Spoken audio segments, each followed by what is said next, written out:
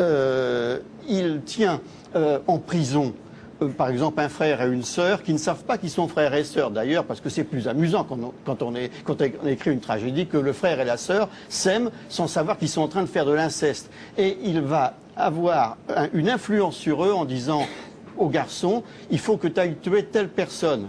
Et en fait, la personne en question, c'est le père du garçon en question, vous voyez. Enfin, on est dans la grande tragédie française où c'est comme les Atrides, les familles se déchirent. Mais simplement, il montre simplement un salopard qui dirige tout et qui veut du meurtre, qui veut du sang. Donc c'est le regard d'un athée sur n'importe quelle religion. C'est le regard d'un athée absolu, là, qui dit simplement...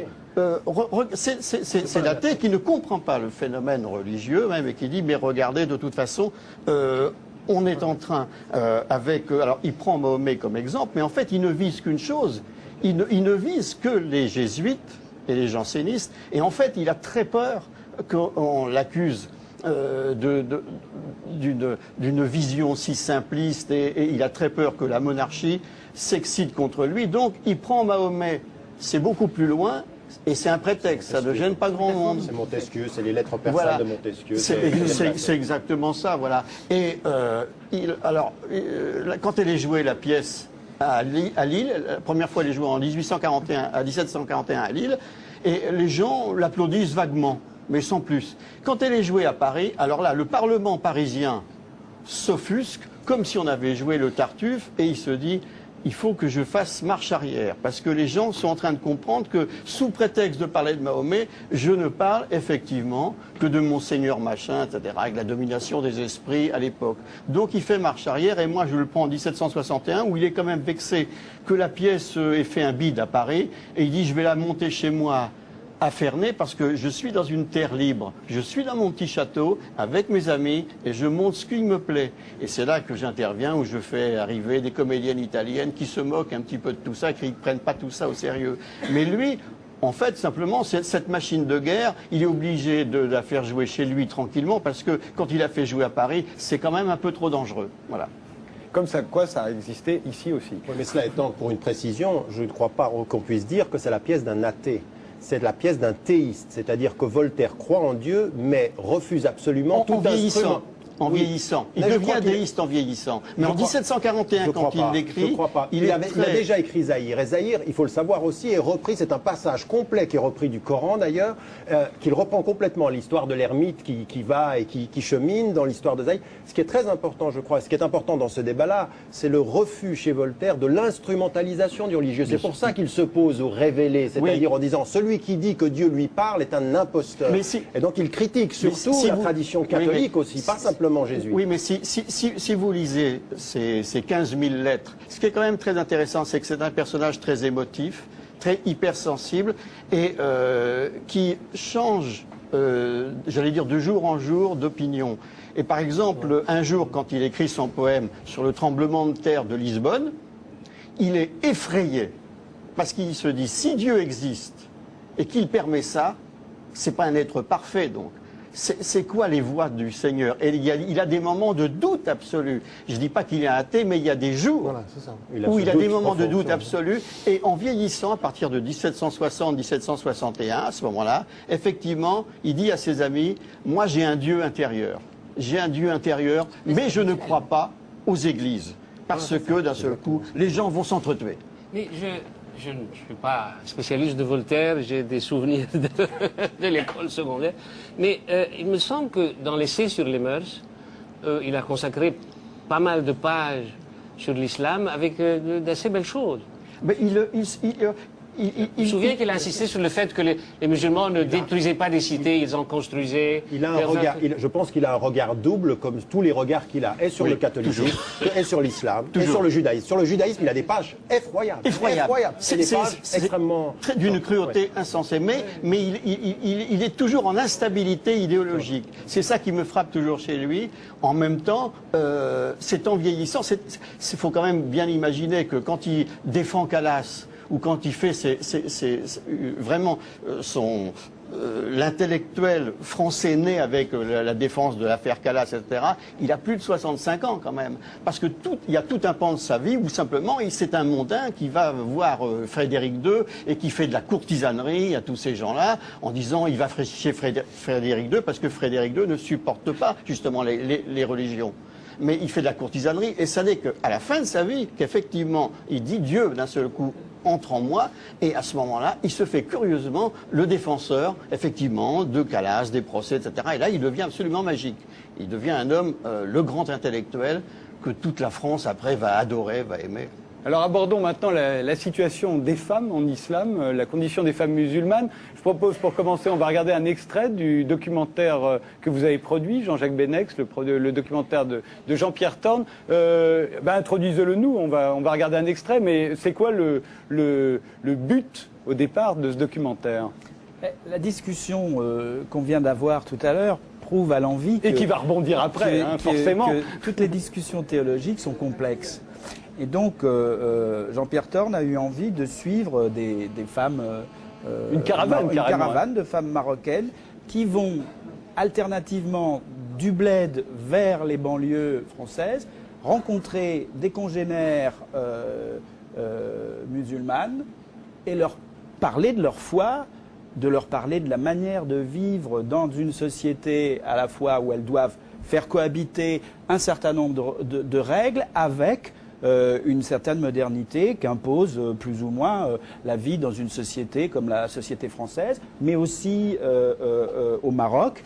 Et ce que je trouve extraordinaire dans ce film, c'est que depuis quelques années, depuis quelques temps, on parle beaucoup de poseurs de bombes, on parle beaucoup de la violence, on parle beaucoup de l'extrémisme, mais on ne parle jamais, on parle des incendiaires, mais on ne parle jamais de tous ceux qui veulent vivre leur foi dans une paisible relation avec les autres. Et c'est la majorité des gens. Et donc, quelque part, beaucoup de gens dans leur foi, dans leur vécu musulman, souffrent d'être pratiquement désignés du doigt. Dès qu'on parle de l'islam, c'est tout de suite les poseurs de bombes. Et ces gens finissent par avoir un sentiment à la fois d'injustice, savent plus très bien ce qu'ils doivent faire. Et ce que je trouve beau dans le film que Jean-Pierre a fait, c'est qu'il a donné la parole à ces femmes. Ces femmes sont paisibles, elles sont sûres d'elles, elles ne sont pas agressives, et elles parlent d'amour. Et donc, c'est un beau film, et j'ai envie, tous les jours, ce film passe dans des villes de France, il y a des gens qui viennent, on parle, et c'est de la parole. Mais on va voir tout de suite un extrait où justement elle rencontre une jeune fille qui vit dans la banlieue française, une jeune fille d'ailleurs qu'on ne voit pas. Oui, elle n'a pas souhaité être reconnue, et peut-être que ses propos, eux, font partie de propos qui sont un peu, je dirais, excessifs, mais chacun sait. Mais on regarde tout de suite l'extrait. Moi je pense qu'une femme, je pense comme ça, une femme elle n'a pas à travailler, c'est à l'homme de travailler. Moi c'est comme ça qu'on m'a dit, de toute façon je l'ai lu, une femme qui travaille, même moi que je vais à l'école, c'est pas bien, je devrais pas y aller. Ah bon? Mais bon voilà, je suis en France et je me dis, je peux pas faire ça. L'accès au savoir, c'est une priorité dans la religion musulmane, je sais pas. Non mais la femme elle peut très bien acheter des livres et se machiner et apprendre des choses et tout. Non mais excusez-moi, encore elle va dans une école, il n'y a que des Français et tout, des femmes et tout, je suis d'accord avec vous, mais s'il y a des hommes, non c'est haram. Est-ce qu'il gêne d'être avec des garçons? Non ça me gêne pas, mais je sais que c'est pas bien. Est-ce que moi depuis que je suis gamine, je vais à l'école avec des hommes, ça y est, je suis habituée maintenant, mais c'est pas bien. Pourquoi c'est pas bien? On m'a dit, une femme qui veut apprendre, elle apprend, il y a que des femmes, elle doit pas côtoyer des hommes et tout, même voiler et tout. Hein. Mais qui je pense. Ouais, je pense que ça doit être pas bien. Mais pour quelle raison? Parce que c'est je sais pas. Pourquoi les hommes ne prient pas avec les femmes? Parce que Dieu il a dit non. Donc si Dieu il a dit non pour ça, je me dis que voilà, il a raison aussi pour ça. Faut pas. Les femmes elles apprennent de leur côté, les hommes ils apprennent de leur côté. Dieu n'a jamais dit ça. Je ne fais pas dire des choses qu'il a pas dit et je dis pas qu'il a dit ça, mais je pense que ouais, lui-même qui m'a dit ça, il a raison. C'est l'imam. Donc forcément pour toi, il a raison. Alors effectivement, on se voit comme d'habitude, c'est toujours le même problème. Hein. Qu'est-ce qu'a dit Dieu exactement, etc., etc. Alors Leïla Babès, je vous pose la question tout de suite. Quelle est votre réaction en voyant ça, vous qui avez écrit justement Le voile démystifié? Oui, écoutez, je ne suis pas sûre d'avoir tout entendu et tout compris. Tout entendu, mais non, c'est assez symptomatique, je pense, d'une compréhension chez beaucoup de jeunes femmes, de jeunes filles musulmanes, et en particulier en France, des jeunes filles nées en France, une compréhension extrêmement malsaine, je dirais, de l'islam, parce qu'elles sont exposées, même si elles ne vont pas à la mosquée, même si elles ne fréquentent pas des associations islamiques, même si elles n'écoutent pas de prédicateurs, elles sont exposées à un discours qui se fait entendre haut et fort depuis le début du XXe siècle, qui est un discours totalisant, extrêmement dur et régressif par rapport à, d'ailleurs, à la loi religieuse elle-même, par rapport à ce que les textes ont prévu en matière de statut de la femme.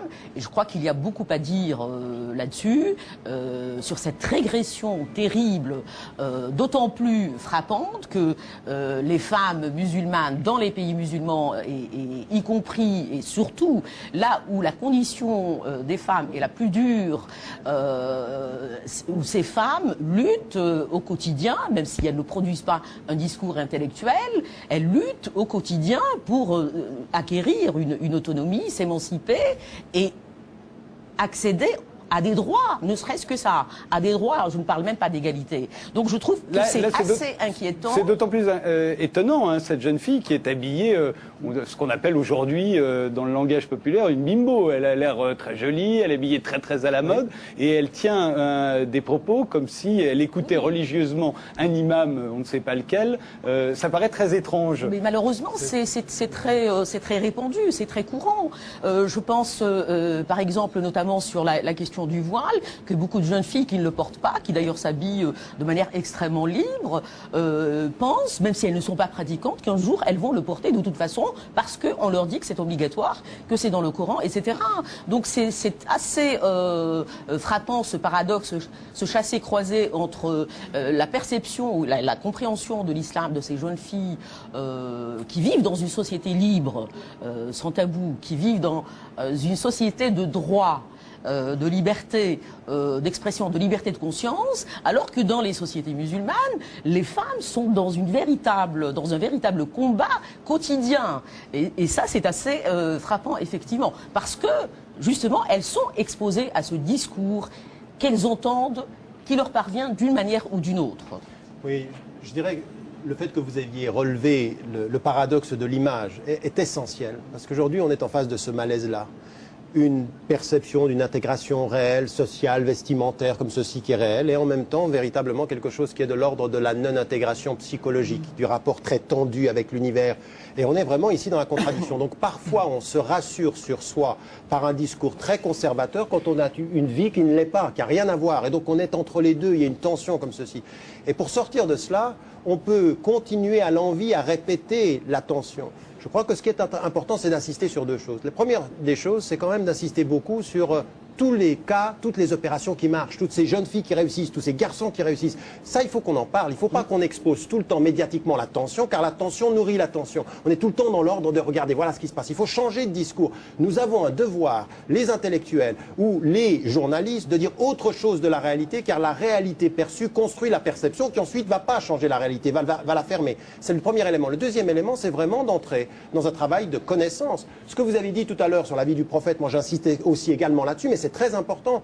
Quand on entend une jeune fille dire « les filles ne prient pas avec les hommes dans la mosquée », c'est faux. Dans la mosquée du prophète, elles priaient dans le même espace et sans mur. Ça, c'est un premier élément. Deuxième élément sur la question. Oui, ils ne sont pas d'accord, mais il faut promouvoir cette compréhension-là. La deuxième des choses, c'est sur l'éducation.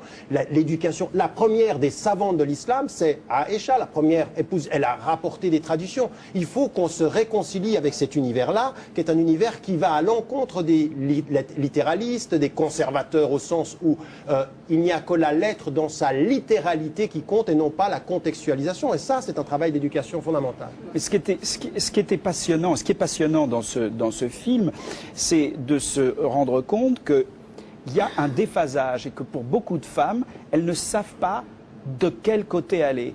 Il y a un témoignage d'une autre femme qui, elle, travaille dans un hôpital et dit « mais moi je deviens schizophrène, je ne sais plus si je dois le porter ou pas le porter. Alors maintenant je le porte, mais j'ai chaud l'été. » Alors tout d'un coup, on se retrouve avec ce mélange à la fois de sacré et en même temps de quotidienneté. Le voile c'est chaud et moi je voudrais bien qu'on me dise...